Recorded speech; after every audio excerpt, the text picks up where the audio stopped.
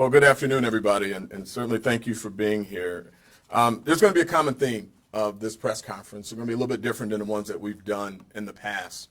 I've been privileged to be police chief now for 2.5 years, 28 years with the police department, and 12 of those years spent as an assistant chief. I participated in a lot of these briefings on crime.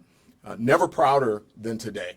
And so the theme today will be thank you. Thank you to our partners. Thank you to our command team. Thank you to the best police department in the country for getting us where we are today.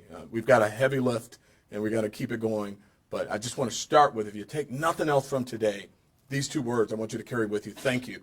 Thank you from our community. Thank you from our citizens. You're going to hear a lot of statistics in a few minutes. But these are bodies. These are people. These are lives. This is trauma that didn't happen. When you can save a life, you can save a family. And so today is about how we've done that. But we're certainly not patting ourselves on the back. I think we all agree that it is entirely too violent in our communities.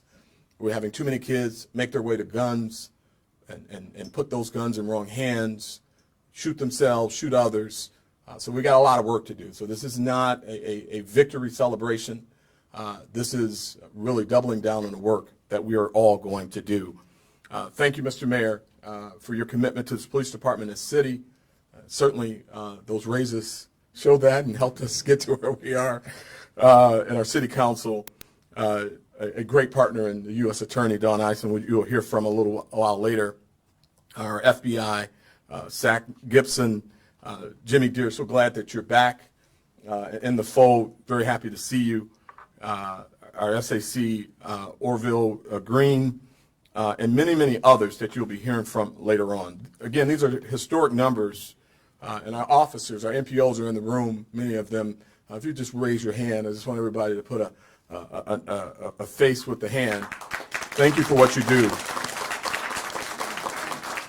This partnership that is on display today is incredible. It's never worked as well as it is working right now. We are certainly poised for future success. Doesn't hurt having a mayor who's a former prosecutor who understands crime and can help us navigate all the really critical issues regarding crime. And when you sit in those meetings that the mayor talked about and you're strategizing about what we're going to do next, having a former prosecutor in that seat, the conversation is focused on what we're going to do to deter crime, reduce crime, and certainly if we have to make arresting the right people for the crimes. You're going to hear from several others today, but before I get into that, I want to thank my command team. The deployment strategies, the work that they've put in is incredible. I talked about our neighborhood police officers, our unions, our DPOA, our DPCOA, our DPLSA, which are our lieutenants and sergeants. I want to thank our city council. I see our city council president, Mayor Sheffield, is here. Councilmember Fred Durhall is here. Thank you. Unanimous support of the raises for our officers. Thank you very much. I think that deserves an applause. I also want to thank one of my former partners, Assistant Chief Dave LaValle, in the deployment and development of our strategy, working with the team. Dave is a stat person, a data-driven person, and a taskmaster. So thank you, Dave, for your support. Members of our Citizen Radio Patrol, Bishop Edgar Van, and all of our community ambassadors, including Malik Shabazz, who is always on the ground with us. He's fighting some health challenges right now, but we know if there's anyone that can win that battle, it's Malik Shabazz. I want to thank him. To Ferry Brent and Daryl Woods, I want to thank them. This is about our layered approach. It includes having more than 200 police officers back on the street, 60 of which came back to our department from other departments. Due in large part to the raises. I mean, we know at the end of the day, the officers love being here, they love the opportunities, and they love the community, but the economics is why we lost some of our officers. So we're very happy to have them back. We're also looking at having an additional 100 officers on the street by the end of next year. So we're very, very happy about that. But this work is not done. We talked about our 12-point plan earlier this year. After we went into our mid-summer deployment, we were able to address a number of issues that had came up early spring. Just so you all know, when we implemented our strategy of 12-point plan last year, we started off early April. We do a spring deployment. After that first week in the spring, we looked at that and we determined that we were going to go right into our midsummer deployment. And it wasn't necessarily just because of what we saw in that one weekend downtown Detroit, but what we were seeing was crowds all around the city of Detroit. We were seeing record numbers of people using our parks. We had a relatively early spring, people using our parks, people enjoying our city, and we knew that we had to go to our midsummer deployment immediately. I will tell you, this year, we're not going to wait for an action to do that. We will be implementing our new spring deployment, which mirrors our midsummer deployment. So we're super excited about that. I do want to get into the slides very quickly. Dana, would you? As you see with this first slide, 252 homicides in 2023, which is the lowest since 1966, and certainly it's below the pre-COVID low of 261 in 2018. Next slide. The dropped 16% from 2022 and 31% since 2020. And when you look again at the numbers, I know the numbers mean nothing, but if you can just imagine that these are, number one, these are people, and these are non-fatal shootings. Non-fatal shootings are basically failed homicides. So you've got 804 people. If you look at just 10% of those resulting in homicides, you see where our homicide number would be. So again, great work by the officers, great work by our partnership, and we're going to need that and more going forward. Next slide.